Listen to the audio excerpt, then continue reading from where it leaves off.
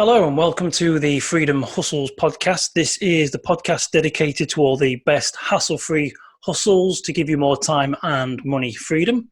My name is Andy Lehman. I am the owner of freedomskillsacademy.com, and this is John Banks, the owner of sideincomeman.com. And so, John, how are you doing, mate? Yeah, good, mate. Yeah, not too bad. Pretty okay week. What episode is this now? 8, isn't it? This is episode 8. Yes, we're on episode 8. Yeah, we had an okay week. Pretty. I'm trying to sort of talking about hustles. I'm trying to. I've been sort of dabbling around eBay again. I try to not do that too much. But I've started a little pot up again on that because we're umming and ahhing about a holiday next year. So I thought, I wonder if I could basically. My challenge myself is to sort of flip the whole way there, just off eBay sales, and it's a little sort of challenge. So yeah, I've started that on the side just as a little thing. New blog post tutorial went out, which is all about selling stuff on Amazon, writing and selling your own books on Amazon. But yeah, other than that, all right. Yeah, what about you? Good. Yeah, not too bad. Just carry on as normal. In this strange new post-apocalyptic world, whatever you call it. It's with this pandemic and all these new mini lockdowns and stuff. It's all. I'm basically hiding out in my little my office and keeping away from everyone. So it's all good. So you mentioned eBay, which was interesting because that's basically, you said about flipping. That's what you want to talk about tonight. Is that right? Yeah, so the topic of today on this podcast is all about the word arbitrage. So basically, sort of one of the age-old business models from, as long as there's been business. So basically, to buy something at one price and then to sell it on another platform or to sell it on yourself later on at a higher price. That's kind of one. So basically, then we mentioned eBay. I mean, that's the sort of classic one, really. I mean, I know a load of people that are very kind of, into the sort of eBay reselling game, and that's a huge marketplace, and it's a great way to cash in on the sort of arbitrage model because you can quite often find stuff mega cheap.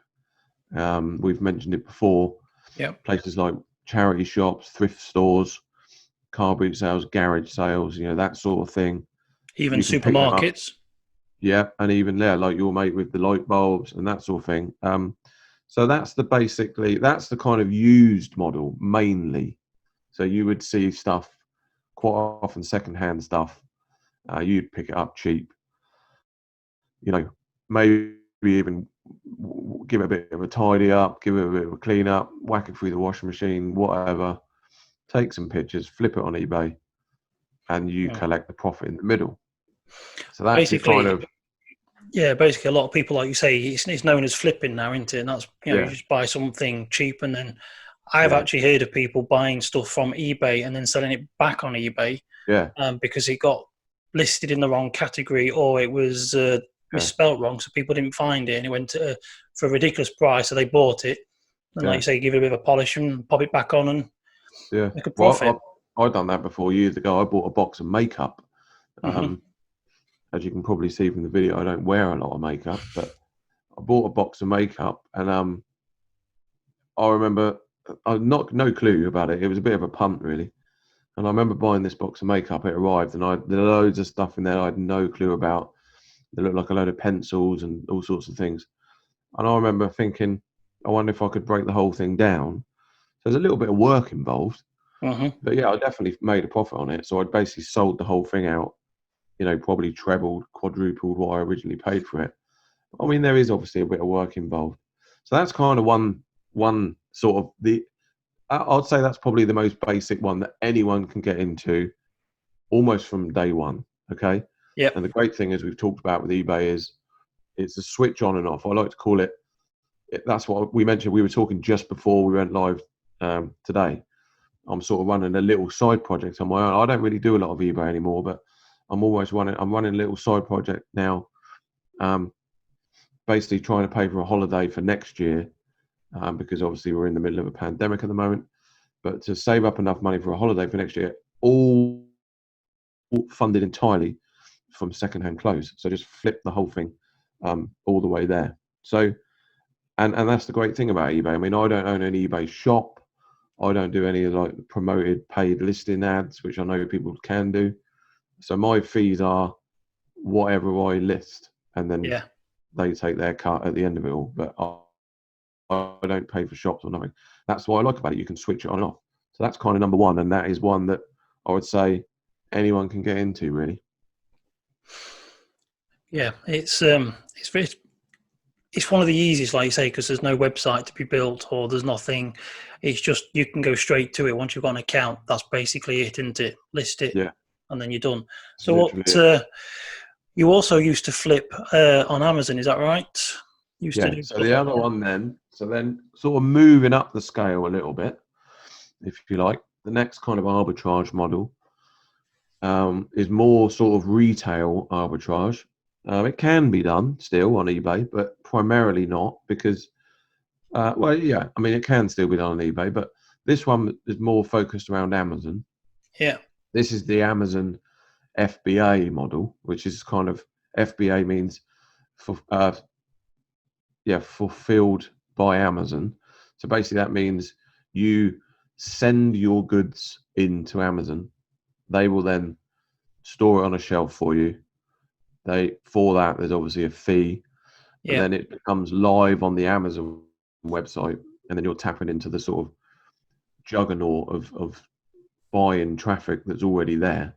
And then they'll basically sell your stuff. And obviously for that, they then take a cut of the sale, just like anything else. And then you're left with, the chunk that's left as profit, and again, this is where the retail arbitrage model comes in. And one of the places I used to go, I don't know if we can say it, but there's a shop in the UK called TK Maxx, and they quite often get a lot of sort of designer gear. Sometimes it's got like the minorest of defects, which you'll never even see, you won't even pick it up. But essentially, it's all new stuff. And I used to quite often spend a little bit of time going around like the sort of cosmetics and the health and beauty section and that sort of thing. And the great thing with Amazon is if you've got your phone with the Amazon app on it, it's got like a barcode scanner. So you basically just scan the back of the barcode and it will tell you the price it's selling for now on Amazon. So if you scan a box of skincare, some moisturizing cream or something like that, and on Amazon it comes up at $39.99. I was amazed, by the way, at some of the prices of some of the beauty products. And if it's in the shop for $12.99, you're okay. So I used to just fill up a basket of that, get some funny looks by the people on the checkout desk. I can imagine. Women's makeup and beauty products, and then send them in a box and sell them on Amazon. They would always sell. So that's kind of the next step. And those two really are the kind of main retail sort of, your everyday products. Clothes, like I just mentioned then, Amazon stuff. Books are really good on Amazon. Anything with a barcode, board games, Blu-rays, box sets, all that type of thing. I've heard of people. You can tell me if this is correct. With Amazon and eBay, basically they use drop shipping, which is another form of arbitrage. So they buy stuff from China and have it basically sent to Amazon's fulfillment stores. Yeah. Just buy it cheap over there. They don't even handle it anymore, do they? They just basically send it there and then sell it on. Yeah, there are models like that. Again, I've not done it. I know a guy who does similar thing with books, but I mean, it's not. He buys books in the US, basically gets them shipped straight to his prep center in the US.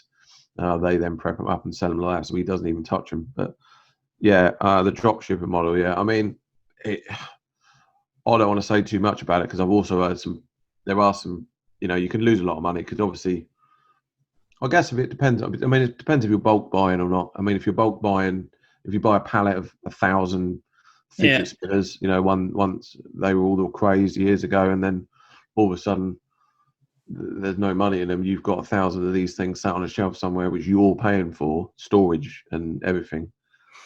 So yeah, I mean, it does work. I'm sure it does, but yeah, it's not really a model I've explored. So basically, like you say, though, with most things, you've got to do your research. Yeah, At always. least with you going to TK Maxx and places like that, you're buying small amounts. You've already got an idea that it's selling. You mentioned the shop TK Maxx. I actually know, and I've seen a few things listed on eBay and possibly on Amazon, because my good lady, she goes to a website where it's called Everything £5, and these are clothes and shoes which I think must be out of season from other shops. I don't know if it's a website set up by another shop, but they only have limited amounts, and so you put it in your basket. If you go there next day, you probably find it's been sold out, and then she'll go on eBay a few days later and find that there's half a dozen listed on there for twice the price. So it's there, like you say, there are products that you can buy from a multitude of places, and they'll sell just because not everybody knows about the same place. Not everybody goes to certain stores or certain websites, and so they don't know that the bargains are there or they've missed out. And so you can, even like you say, just go to a place where it's dirt cheap and think, well, most people think I can't make a profit off that, but technically you can. You get it, you buy it, and you list it. And I think once you get into the game, the only trouble with, I mean, I'm out of that side of things now. Like I say, the eBay one's a bit of fun now. I'm doing it as a little bit of an experiment. It will fund a holiday and that's it. But as far as, Amazon's a great model, but I mean, once you're kind of sucked in, you're in it. There are a lot of, there's fees to pay, there's storage fees to pay. You pay like a subscription for the service and all that. So if you don't sell anything, you're still paying for it. But it's a great model. It's a really great model. But I found, we'd be anywhere, like we'd go on holiday, we'd go to a new town, and I'd be like, oh, let me pop in here a minute.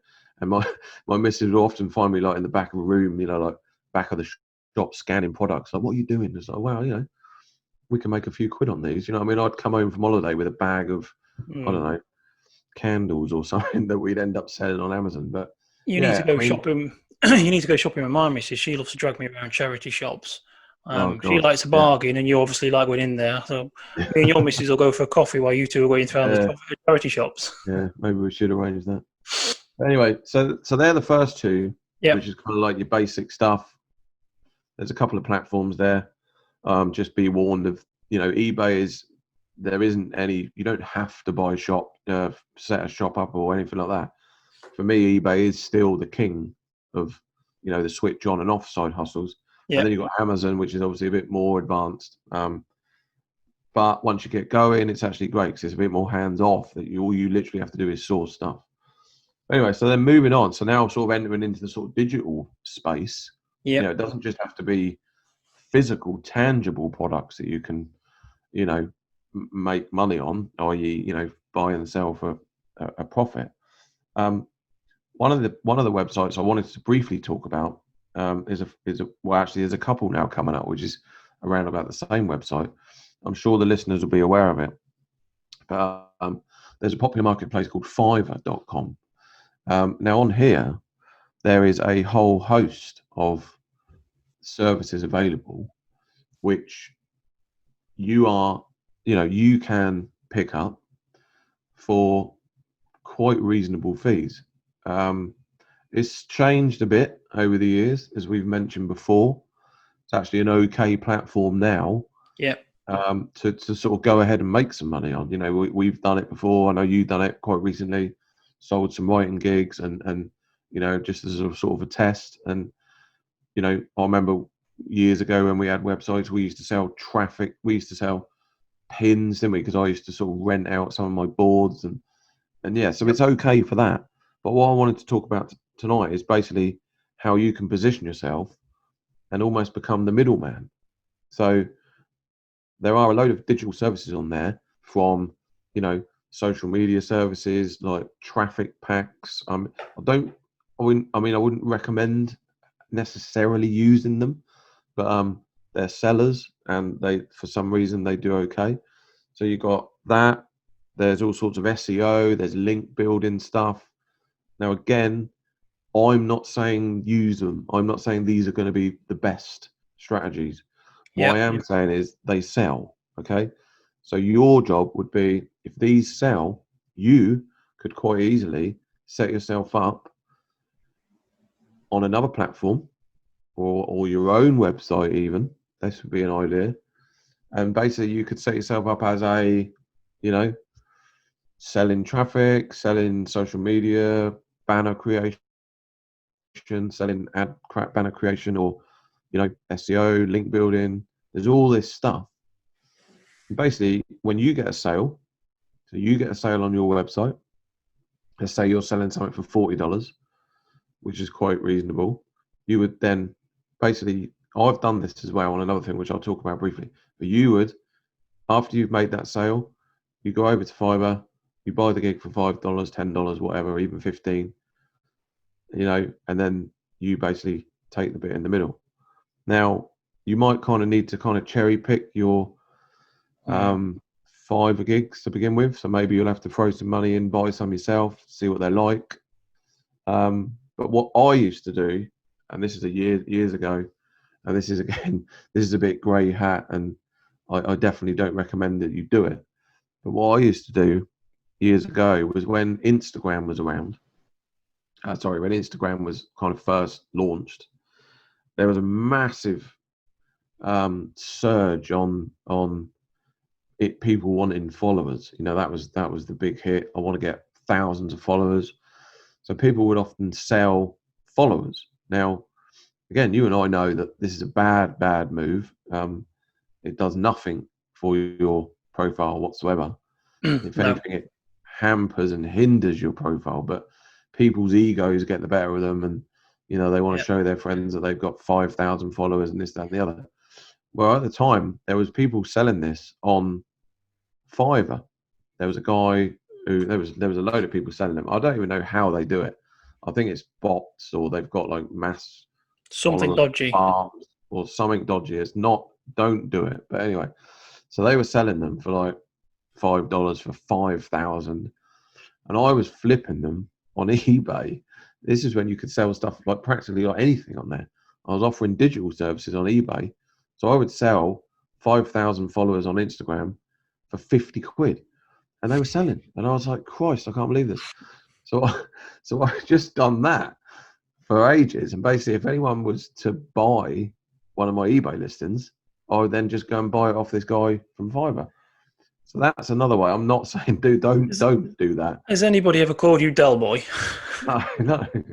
But what I mean is, what the whole point of it is, there are opportunities of that. I'm rambling on it a bit, but. Yeah. It's all interesting, good stuff. I mean, and that is exactly what you're talking about. Obviously, the arbitrage is of buying something cheaper and then selling it at a premium elsewhere to people. Yeah. I mean, I don't know what you're moving on to next, but it reminds me of a guy I used to know called Paul, who did exactly the same thing.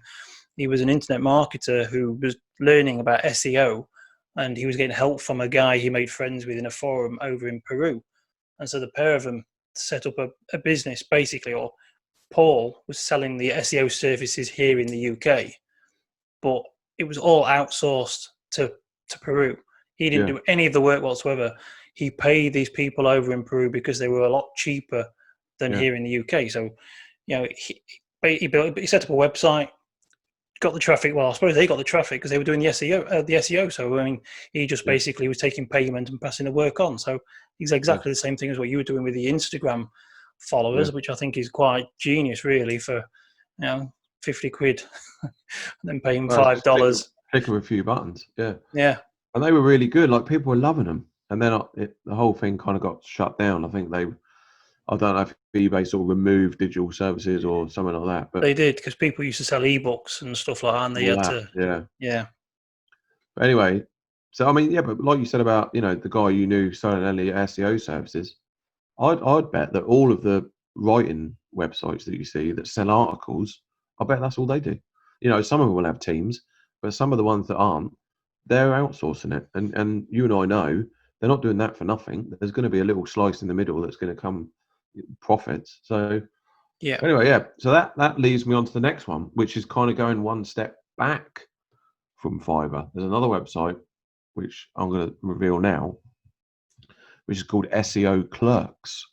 So that's SEO CLERKS. SEO Clerks. I've Now never this heard of is this one. so this is I've only just discovered this. So there is no actual. I've not actually done this, but I'm pretty certain it would work. So there's another website called SEO Clerks. So if you go on there, it's very similar to Fiverr in the sense that it offers primarily digital services, wide ranging all the way up to, you can spend $50, you can spend $100 for stuff, but there are services on there for $1, $1, $2, $3. Okay. Now, again, if you're careful, if you sort of do a bit of research and study what kind of gigs you think would sell, and I know the only way to do that is to go back over to Fiverr and just have a look at people's feedback. If you find a gig that, even if you don't think it's genuine, even if you wouldn't do it, which I'm not suggesting you do, I don't for 1 minute suggest you go out and buy 10,000 hits to your website next month, because they're not going to be any good. All right, so don't do that. But if you look at that guy who is selling 10,000 hits to his website and he's got 350 positive feedback, people like it. So people are buying it. It might be to trick traffic algorithm into giving them AdSense. It might be to show their mates, look how great their website is. Some people don't, they're not, don't think that everyone's got the same mindset as you.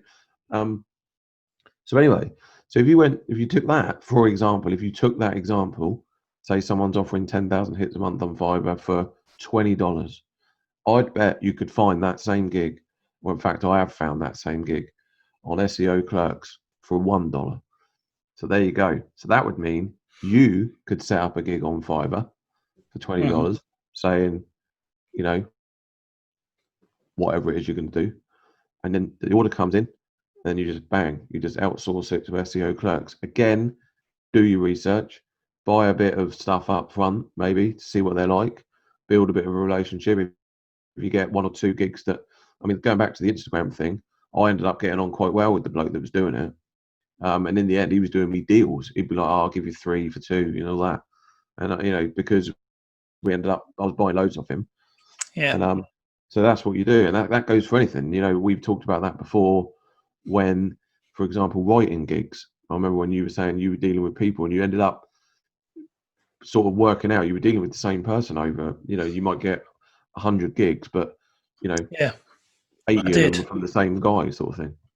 Yeah, there was a couple of clients who came regularly, and I did only set it up as an experiment, but because they like what I did, they came back to me, and kept using you, like repeat. Yeah. So that's another one. So that's a little bit of a bit grey hat. I'm not suggesting anyone does it. I'm not suggesting anyone, in fact, does the last two that I've just mentioned. Not on your own website, anyway. No, yeah. What I am saying is there is opportunities out there, and arbitrage is definitely a thing, and it's definitely a very, very workable model.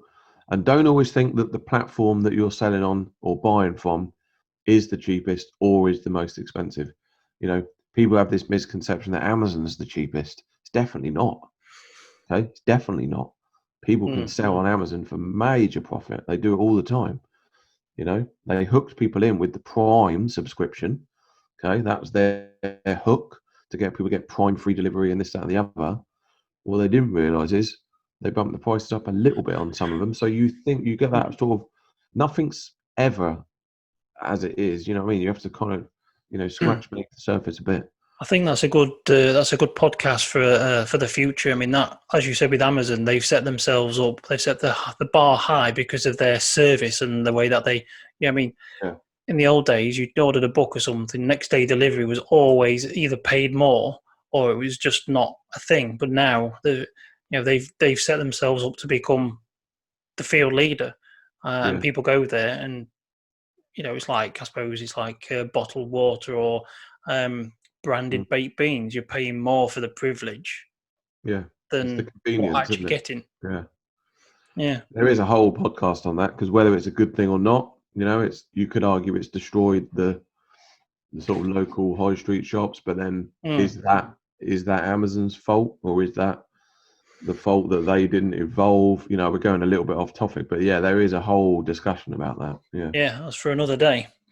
Definitely. I mean, I've never heard of SEO clerks. That's interesting. I'm going to have a look at that. I mean, I have heard of and the name escapes me.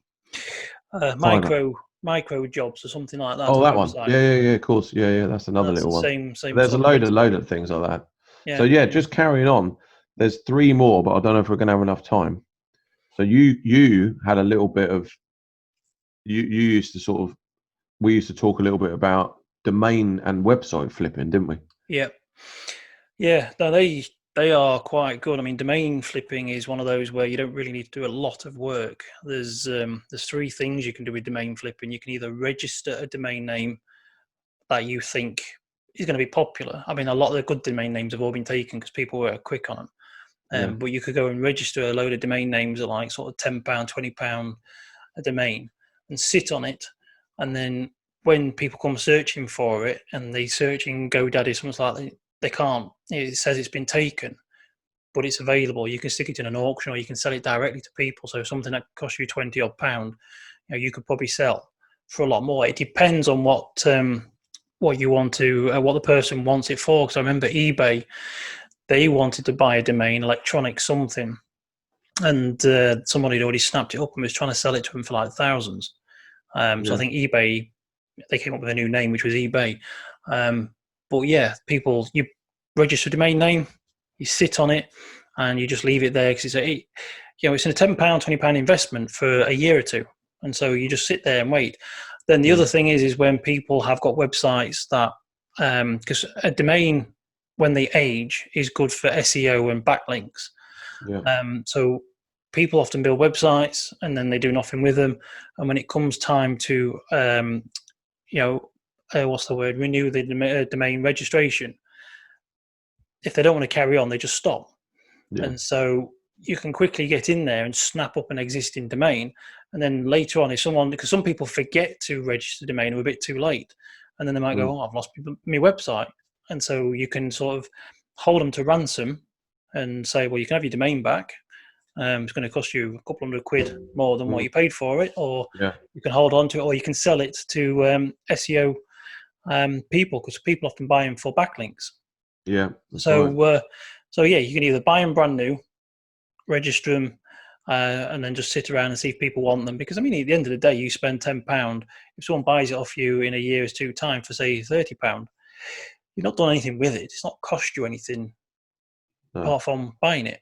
And like I say, you can either buy domain names that have just expired and hold on to them, and again flip them at a price.